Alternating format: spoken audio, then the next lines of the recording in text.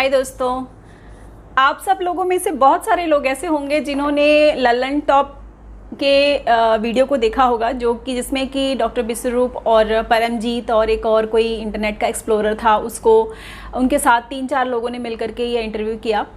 और जब मैंने इस इंटरव्यू को देखा तो मुझे एक चीज़ बहुत गलत लगी इसके अंदर, कि इस इंटरव्यू में 3 लोग मिलके एक आदमी पे वार किए जा रहे थे। मतलब उसको गलत साबित करने की पूरी कोशिश की जा रही थी। लेकिन पूरे इंटरव्यू में आपने एक चीज़ देखा होगा कि डॉक्टर विश्वरूप जो है वो बहुत ही पेशेंस और बहुत ही सरलता से हर प्रश्न का उत्तर दे रहे थे। तो मुझे एक चीज़ थोड़ा अटपटा लगा कि क्या ये साजिश थी या क्या था, ये क्यों ऐसा किया गया, मुझे कोई क्लू नहीं है इसका। एनीवेज, जो भी उनके नेगेटिव थिंकर हैं, जो विश्वरूप जी के ऊपर उनको फ्रॉड बोलते हैं और उनको बोलते हैं कि ये डिग्री होल्डर नहीं है तो इनको किसी चीज़ की नॉलेज नहीं है, तो जो भी लोग ऐसा बोलते हैं उनके लिए एक जवाब है। आप लोग पढ़े लिखे लोग हैं, आप लोगों को इंटरनेट एक्सप्लोर करना आता है, तो इंटरनेट पे जा कर के सर्च कीजिए कि इतने बड़े बड़े लोग, जिन लोगों ने इन्वेंशंस की है, साइंटिस्ट हैं इतने बड़े बड़े, उन्होंने कोई भी उनके पीछे कोई डिग्री नहीं है। कुछ तो ड्रॉप आउट हैं स्कूल के, कुछ सेकेंडरी पढ़े हैं, किसी ने 2 साल की स्टडी की है यूनिवर्सिटी की, दैट्स इट। कोई डिग्री नहीं है किसी स्पेसिफिक फील्ड के अंदर, उनकी कोई डिग्री नहीं है, लेकिन दे आर इन्वेंटर्स। और आज जो लोग अपने आप को डिग्री होल्डर बता रहे हैं वो उन्हीं की पढ़ाई हुई किताबों को पढ़ करके अपने आप को डिग्री होल्डर बोल रहे हैं।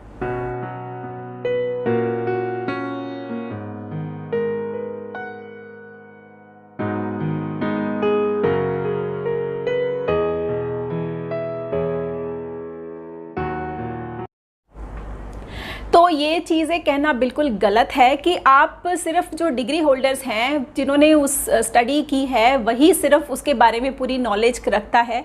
ऐसा कुछ नहीं है। डॉक्टर्स लोग पढ़ते हैं, उनको मेडिसिन पढ़ाया जाता है, तो न्यूट्रिशनिस्ट को फूड पढ़ाया जाता है कि जो फूड है वो आपकी बॉडी में दवाई का काम कैसे करेगी, दैट्स इट। और मैं बहुत क्लियर कर दूं कि yes, doctor Vishwaroop is not a doctor, he is not a doctor. मैं खुद अपने मुंह से बोल रही हूँ, वो डॉक्टर नहीं है। वो किसी हॉस्पिटल में बैठ कर के इंजेक्शंस या दवाइयाँ किसी को प्रिस्क्राइब नहीं करते हैं। वो फूड हीलर हैं, जो कि फूड से, खाने से, जो आपकी डेली की डाइट है उसी को ठीक करके किस तरीके से आपको उसको अपनी लाइफ में लाना है और अपनी लाइफ को ठीक करना है। आप लोग सोच रहे होंगे कि मैं इतना विश्वरूप जी की वकालत क्यों करती हूँ, मैं क्यों उनको इतना ज़्यादा सपोर्ट करती हूँ। इसके पीछे एक रीज़न है, क्योंकि मैं पिछले 5-6 साल से डिप्रेशन की शिकार थी। जबकि मैं कई बार डॉक्टर्स के पास गई और मैंने अपनी प्रॉब्लम को एक्सप्लेन करने की कोशिश की, तो वो कहते थे कि आप ज़्यादा सोचती हैं, आपको डिप्रेशन नहीं है, और कुछ भी रेकमेंड कर देते थे दवाइयाँ, उससे कुछ फ़र्क नहीं पड़ता था। और मेरे को एंग्जाइटी होती थी बहुत ज़्यादा, मैं एंग्शियस रहती थी, मुझे गुस्सा बहुत आता था, और मेरा जो पैनिक अटैक्स आते थे, मतलब छोटी छोटी बात को लेके एक घबराहट होती थी हमेशा, कि फ्यूचर को लेके मैं हमेशा परेशान रहती थी, हमेशा। मतलब एक अजीब सा एंग्जाइटी थी मेरे अंदर। तो वो चीज़ से मैं 5 साल से परेशान थी और कोई भी दवाई काम नहीं कर रही थी उसके ऊपर। और मैं अपने पुराने वीडियोस में नहीं बताना चाहती थी क्योंकि मुझे थोड़ा अटपटा सा लग रहा था, लेकिन इस वीडियो में मैं आपको क्लियर कर देती हूँ, क्योंकि बहुत लोग पूछते हैं कि आप विश्वरूप जी की इतनी ज़्यादा सपोर्ट क्यों करती हैं। तो यही रीज़न है। मेरी मदर की डेथ के बाद मैं डिप्रेशन में चली गई थी, क्योंकि मैं उनसे मिल नहीं पाई और काफ़ी टाइम से मैं उनसे मिली नहीं थी, तो एक सदमा लगा मुझे, तो उसकी वजह से मैं डिप्रेशन में गई। उसके बाद फिर बहुत से ऐसे अप एंड डाउन हुए लाइफ में, जिसकी वजह से मैं डिप्रेस रहती थी और पैनिक अटैक्स आते थे। तो ये एक रीज़न था। दूसरा, मैं कभी भी आज तक, मुझे याद नहीं है कि मैं कभी भी सवेरे फ्रेश उठी हूँ। हमेशा हर रोज़ सवेरे बॉडी पेन और एक अजीब सा थकावट, बॉडी में बहुत ज़्यादा थकावट रहती थी, लेथार्जिक रहती थी हमेशा। तो कई बार मैंने ब्लड टेस्ट भी कराए कि भाई कहीं ब्लड में कोई कमी तो नहीं है, जबकि ब्लड टेस्ट में कुछ भी नहीं आता था। डॉक्टर्स कहते हैं सब ठीक है। अगर मैं डॉक्टर के पास जाके बोलूँ भी तो क्या बोलूँ, जब कोई प्रॉब्लम ही नहीं है। तो मैं बोलती थी मैं लेथार्जिक हूँ, ये है वो है, तो वो लोग ब्लड टेस्ट करते और कुछ नहीं आता ब्लड में, सब कुछ नॉर्मल लगता था।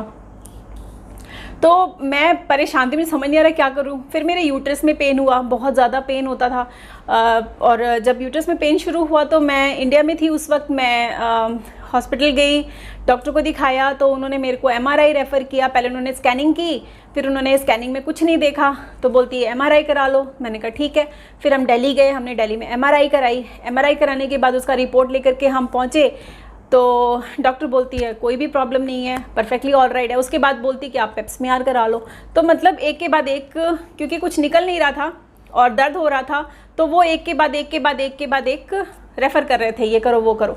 ठीक है, मैंने सब कुछ करवाया और सब में कुछ भी नहीं आया, एकदम परफेक्ट था, कोई प्रॉब्लम नहीं थी। तो कोई प्रॉब्लम जब नहीं थी और इतनी तकलीफ़ें हो रही हैं तो इंसान के दिमाग में एक सेकंड को आएगा कहीं कोई पैरानॉर्मल प्रॉब्लम तो नहीं है। तो उस बीच में मैंने मनु भाई जी का वीडियो देखा था शनि धाम का, जो दिल्ली में है, और मुझे मौका मिलेगा तो मैं एक बार जाऊंगी ज़रूर। मेरी बड़ी इच्छा है एक बार जाने की।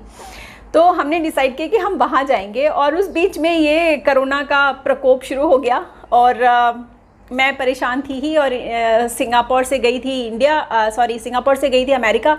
वहाँ से जब वापस आई तो मेरी तबीयत ख़राब हुई और मैंने विश्वरूप जी की वीडियोज़ जो हैं वो खंगालनी शुरू की।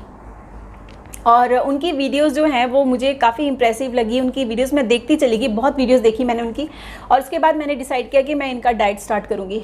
और उनका डाइट मैंने स्टार्ट किया। उनका डाइट मैं और मेरे हस्बैंड दोनों फॉलो करते हैं, शिद्दत से फॉलो करते हैं। डेली मॉर्निंग में हम फ्रूट लेते हैं, फ्रूट हम कभी मिस नहीं करते। लंच में हम सैलड लेते हैं पहले, वो हम कभी मिस नहीं करते। तो ओवरऑल उसके बाद क्या हुआ कि मैं एकदम फ्रेश हो गई, एकदम लाइफली हो गई। अब मुझे लगता है कि हाँ, लाइफ जीने लायक, मतलब एकदम लाइफलेस थी पहले और अभी मैं लाइफली हूँ। जबकि मैं घर में हूँ, कोई एंग्शियस नहीं है, कुछ भी पैनिक अटैक नहीं आते मुझे, एंग्जाइटी नहीं होती, भविष्य की चिंता नहीं है मुझे। I am totally happy and my husband is very happy because I am happy. तो ये एक बहुत स्ट्रॉन्ग रीज़न है कि मैं विश्वरूप जी का बहुत बहुत ज़्यादा धन्यवाद करती हूँ। क्योंकि उस प्रॉब्लम की वजह से मेरे हस्बैंड बहुत डिप्रेस रहते थे। उनको समझ नहीं आता था मैं क्या करूँ कि मेरी वाइफ ठीक हो जाए। और हर मुमकिन मेरे को काउंसलिंग करते रहते थे बेचारे कि शायद ये काउंसलिंग करके ठीक हो जाए। तो बहुत कोशिश की उन्होंने, बहुत मेहनत की मेरे पे। लेकिन देखिए, फूड खान पान का जो है ना, वो इम्बैलेंसिंग होने की वजह से जो था वो बहुत सी प्रॉब्लम होती है। तो मैंने अपने खाने को बैलेंस किया और मेरी लाइफ बैलेंस हो गई। That's it. So that's why I am supporting him so much. दूसरी बात, हर एजुकेशन जो है वो अलग अलग तरह की होती है। जैसे नेचुरोपैथ जो है, जो इन्होंने पढ़ी है, उसमें ये वेजिटेबल्स और फ्रूट्स पे ज़्यादा एम्फसाइज़ करते हैं। आयुर्वेदा है वो स्पाइसेस पे ज़्यादा एम्फसाइज़ होता है। जो होम्योपैथी जो है वो फ्लावर से एक्सट्रैक्ट होती है ज़्यादातर, और जो एलोपैथ है वो केमिकल बेस होती है। हर किसी का अपना एक अलग इम्पोर्टेंस है, एक अलग स्टडी है, और ये हमारे ऊपर डिपेंड करता है कि हम किस चीज़ को चूज़ करना चाहते हैं। तो हमारा सिर्फ इतना ही सजेशन है कि आप एलोपैथी पे जाने से पहले नेचुरोपैथ, आयुर्वेद, होम्योपैथ, इन सब को ट्राई कीजिए। क्योंकि इन तीनों में नुकसान आपका कुछ नहीं होगा, इसका कोई साइड इफ़ेक्ट नहीं है। अगर ये आपको फ़ायदा नहीं देगा तो नुकसान भी नहीं देगा, दैट्स फॉर श्योर। और फ्रूट तो आपको नुकसान देने का सवाल ही पैदा नहीं होता, क्योंकि वो तो नेचुरल है, आपकी बॉडी की ज़रूरत है वो, तो वो उसमें तो नुकसान होने का कोई सवाल ही पैदा नहीं होता है। तो और वो डॉक्टर विश्वरूप सही क्वांटिटी में खाना भी सिखाते हैं भाई, कि आपको कितना खाना चाहिए, कितना आपका बॉडी वेट है, वो चिल्ला चिल्ला के बताते हैं इस बात को। तो इन चीज़ों को ध्यान दीजिए। मैं बहुत ज़्यादा इसमें नहीं बोलना चाहती, बस इतना ही बोलना चाहती हूँ कि ये जो झुंड बना के उन पे वार किया जा रहा है, ये बहुत गलत है, ऐसा नहीं होना चाहिए। हमें हर किसी की रिस्पेक्ट करनी चाहिए, और कोई अगर बंदा किसी की मदद करने की कोशिश कर रहा है तो उसको रोकने की या उसके काम में बाधा बनने की ज़रूरत नहीं है।